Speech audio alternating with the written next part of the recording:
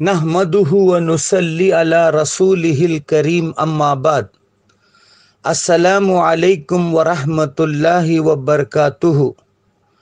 محترم سامعین و سامعات، آج کے لیکچر کا عنوان ہے ففروا الی اللہ، دوڑو اللہ کی طرف، رش ٹورڈس اللہ۔ انہی کو وہ ملتے ہیں جن کو طلب ہے، وہی ڈھونڈتے ہیں جو ہیں پانے والے۔ عصر حاضر کے اس پر فتن اور پر آشوب دور میں ہم مسلمانوں کو ایمان کی حفاظت، اسلام پر استقامت، اسی طرح دشمنان اسلام کے فتنوں، سازشوں اور شورشوں سے بچنے کے لیے ففروا الی اللہ، اللہ کی طرف دوڑ لگانے، اللہ کی طرف رجوع ہونے اور اللہ سے ڈرنے اور اس کا تقوی اختیار کرنے کی سخت ضرورت ہے۔ چنانچہ حالات کے پیش نظر اس لیکچر میں تقوی کی اہمیت کو پیش کیا گیا ہے۔ اسی طرح اس لیکچر میں تقوی سے متعلق چند اہل علم و فکر کے نکات بھی پیش ہیں جو نہایت اہم اور قیمتی ہیں۔ آئیے لیکچر کا آغاز سورہ آل عمران کی 102 آیت سے کرتے ہیں۔ اے ایمان والو، اللہ سے ڈرتے رہو جیسا کہ اس سے ڈرنے کا حق ہے، اور مرتے دم تک اللہ کی فرما برداری کرتے رہو اور اسلام پر قائم رہو۔ اللہ تعالیٰ قرآن کریم میں بہت سے مقامات پر تقوی اختیار کرنے کا جو حکم دیا ہے وہ محض ایک دن کے لیے یا چند دنوں کے لیے نہیں ہے، بلکہ پوری زندگی کے لیے ہے۔ مسلمان زندگی کے کسی شعبے، مرحلے اور میدان میں تقوی سے بے نیاز نہیں ہو سکتا۔ اسی وجہ سے اللہ تعالیٰ نے قرآن کریم میں تقوی اپنانے کو اس قدر اہم قرار دیا ہے۔ حضرت مولانا سید محمد الحسنی ندوی علیہ الرحمہ اس آیت سے متعلق یوں فرماتے ہیں۔ آیت کے دوسرے حصے میں خاص طور پر اس بات کی طرف توجہ دلائی گئی ہے کہ مرنے سے پہلے اسلام اور ایمان کی دولت کا ہم انتظام کر لیں۔ ایسا نہ ہو کہ اس نازک گھڑی میں ایمان کی دولت سے ہمارا ہاتھ خالی ہو، وہی سکہ ہمارے پاس نہ ہو جو آخرت میں چلتا ہے۔ اسی طرح فرماتے ہیں، اللہ تعالیٰ سے کب تک ڈرا جائے؟ اس سوال کا جواب بھی اللہ تعالیٰ نے خود اس آیت میں دے دیا ہے، وَلَا تَمُوتُنَّ إِلَّا وَأَنْتُمْ مُسْلِمُونَ، یعنی مرتے دم تک اللہ سے ڈرنا چاہیے۔ اللہ سے ڈرنا ہر ایک مسلمان کا اوڑھنا بچھونا ہونا چاہیے۔ اس کا جینا مرنا تقوی ہونا چاہیے۔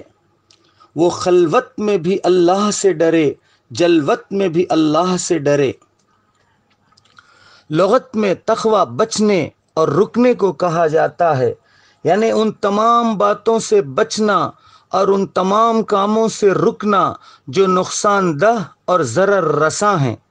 شریعت میں تقوی دل میں پیدا ہونے والی اس کیفیت کا نام ہے جو مسلمان کو بیک وقت خدا کا خوف اور اس کی محبت کا جذبہ ابھارتی ہے، اور اس کی اطاعت اور فرما برداری کا شعور و احساس دلاتی ہے۔ اس کیفیت کی بدولت مسلمان نافرمانی اور ناشکری سے بچ جاتا ہے، اور اللہ تعالیٰ جن کاموں سے خوش ہوتا ہے ان کی طرف ایسے لپکتا ہے جیسے مقصود زندگی ہیں، اور اللہ تعالیٰ جن کاموں سے ناراض ہوتا ہے ان سے اس طرح بچتا ہے جیسے آگ کے شعلے ہیں۔ تقوی حاصل کرنے کے بعد انسان کا دل گناہوں سے جھجک محسوس کرتا ہے، اور نیکیوں کی طرف لپکنا اس کے لیے آسان ہو جاتا ہے۔ تقوی محض ڈر یا محض شرم کے معنی میں نہیں آتا، در حقیقت اس میں وہ ساری باتیں شامل ہیں جن کو ہم خوف، پاس، لحاظ، شرم، احتیاط اور پرہیز وغیرہ سے تعبیر کرتے ہیں۔ غرض کہ تقوی بڑا جامع لفظ ہے۔ کبھی بندہ خدا کے خوف سے گناہ نہیں کرتا ہے، کبھی شرم اور پاس کا غلبہ خوف سے زیادہ ہوتا ہے، کبھی شکر اور احسان شناسی کے جذبات اس پر غالب ہوتے ہیں، اور کبھی جہنم کی آگ کا خوف اس کو بیدار اور ہوشیار رکھتا ہے، کبھی موت کا خیال بہت سی چیزوں سے روکتا ہے۔ اس لیے یہ ساری باتیں تقوی کے وسیع مفہوم میں شامل ہیں۔ ایک مشہور واقعہ جس میں تقوی کی اہمیت کو ایک آسان اور قابل فہم تشبیہ کے ذریعے پیش کیا گیا ہے، سماعت فرمائیں۔ حضرت عمر رضی اللہ عنہ نے ایک مرتبہ حضرت ابی بن کعب رضی اللہ عنہ سے تقوی کے متعلق دریافت فرمایا، مت تقوی، تقوی کیا ہے؟ تو حضرت ابی بن کعب رضی اللہ عنہ نے فرمایا، ما سلکت ذا شوک فما عملت بہا، کیا آپ کا کبھی ایسے راستے سے گزر نہیں ہوا ہے جہاں کانٹے اور جھاڑیاں ہوں؟ اس وقت آپ نے کیا کیا؟ حضرت عمر رضی اللہ عنہ نے جواب دیا، شمرت ردائی، میں نے ایسے موقع پر اپنی چادر سمیٹ لی تاکہ کوئی کانٹا میرے دامن میں چبھنے نہ پائے، اور بچتے بچاتے آگے نکل گیا۔ یہ سن کر حضرت ابی بن کعب رضی اللہ عنہ نے فرمایا، یہی تقوی ہے۔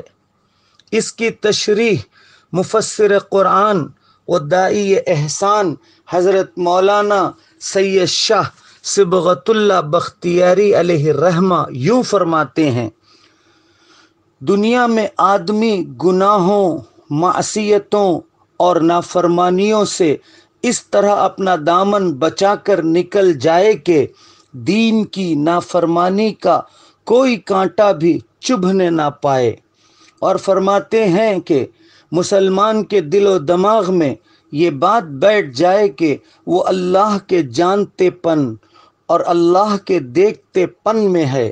جب دل میں یہ بات اتر جائے اور دماغ میں گھر کر جائے تو مسلمان کی زندگی کا رخ ہی بدل جاتا ہے۔ اللہ کے جانتے پن اور دیکھتے پن کا شعور و احساس ہی انسان کو نافرمانیوں، معصیتوں، مصیبتوں اور گناہوں سے بچا سکتا ہے۔ اسی طرح فرماتے ہیں کہ وَهُوَ مَعَكُمْ کا استحضار، یعنی تم جہاں کہیں رہو وہ تمہارے ساتھ ہے۔ جب بندے کو اس کا یقین ہو جائے کہ اللہ تعالی ہر چھوٹی بڑی چیز کا علم رکھتا ہے، یہاں تک کہ وہ خیالات و تصورات جو انسان کے دل و دماغ میں پیدا ہوتے ہیں انہیں بھی بخوبی جانتا ہے، ہر جگہ دیکھتا ہے، ہر ایک کی سنتا ہے، اس کی ذات علی کل شیء قدیر ہے، ہر چیز پر قادر ہے، وہ نہایت باریک بین اور خبیر ہے۔ اسی طرح فرماتے ہیں، ترمذی شریف کی مشہور و معروف حدیث شریف کا بھی ہمیشہ استحضار ہونا چاہیے۔ حدیث شریف اس طرح ہے، اتق اللہ حیث ما کنت، تم جہاں کہیں رہو اللہ کا خوف دل میں رکھا کرو۔ تقوی حصول کامیابی کی چابی ہے۔ تقوی دل کی آواز کا نام ہے۔ تقوی احساس بندگی اور شعور زندگی کا نام ہے۔ تقوی فکر آخرت و فکر نجات کا نام ہے۔ تقوی روشن ضمیری کا نام ہے۔ بقول مسیح الامت حضرت مولانا مسیح اللہ خان علیہ الرحمہ، تقوی اپنے اعمال پر نظر رکھنے، توفیق عمل پر شکر بجا لانے اور قبولیت عمل کی فکر کرنے کا نام ہے۔ پروفیسرہ سیدہ مہرالنساء علیہ الرحمہ تقوی سے متعلق یوں فرماتی ہیں، اگر انسان کے دل میں اللہ کا تقوی بیٹھ جائے تو زبان بھی دل کا ساتھ دیتی ہے اور دل کی ترجمانی کرتی ہے۔ اس طرح دل و زبان میں ہم آہنگی پیدا ہو جاتی ہے۔ دل و زبان میں موافقت ہو تو ایمان ہے اور دل و زبان میں تضاد ہو تو نفاق ہے۔ دل و زبان کی موافقت اللہ کی نظر میں محبوب ہے یعنی پسندیدہ ہے، اور دل و زبان کا تضاد اللہ کی نظر میں مبغوض یعنی ناپسندیدہ ہے۔ اسی طرح فرماتی ہیں کہ تقوی کی بدولت ہی مسلمان اپنی زندگی بنا اور سنوار سکتا ہے، دل و دماغ کو بے بنیاد خیالات اور تصورات سے خالی کر سکتا ہے۔ یہی حقیقی تقوی ہے جو اللہ کے نزدیک مقصود و مطلوب ہے۔ تقوی کو اپنانے والا قرآن کریم کی ان آیات کی روشنی میں ہدایت سے، علم سے، مال سے اور عزت سے، غرض کے ہر نعمت خداوندی سے مالا مال ہو جاتا ہے۔ وہ ارشادات ربانی اس طرح ہیں۔ ہدایت پرہیزگاروں کے لیے ہے۔ البقرہ آیت 3۔ اللہ سے ڈرو، اللہ تمہیں علم سے نوازے گا۔ البقرہ آیت 282۔ اور جو اللہ سے ڈرتا ہے اللہ اس کے لیے راستے کھول دیتا ہے اور ایسے مقام سے رزق عطا کرتا ہے جہاں کا گمان تک نہ ہو۔ الطلاق آیت 3۔ اللہ کے نزدیک تم میں سب سے زیادہ محترم و معزز وہ ہے جو اللہ سے ڈرنے والا ہے۔ الحجرات آیت 13۔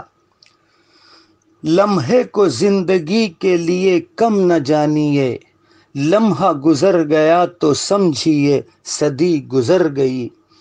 جب بندے مومن کو تقوی کی لازوال دولت مل جاتی ہے تو گویا اس کو ایسا نسخہ کیمیا ہاتھ لگ جاتا ہے جس کے بعد اس کے سنگریزے موتیوں اور ہیروں کے دام فروخت ہوتے ہیں اور اس کے لیل و نہار کو لال و گوہر سے تولا جاتا ہے۔ وہ فرش پر ہوتا ہے لیکن اس کی تاجداری کا تذکرہ عرش بری پر ہوتا ہے۔ میں اپنے لیکچر کو خواجہ عزیز الحسن مجذوب علیہ الرحمہ کے ان اشعار پر ختم کر رہا ہوں۔ کامیابی تو کام سے ہوگی نہ کہ حسن کلام سے ہوگی، ذکر کے التزام سے ہوگی، فکر کے اہتمام سے ہوگی۔ وآخر دعوانا ان الحمد للہ رب العالمین۔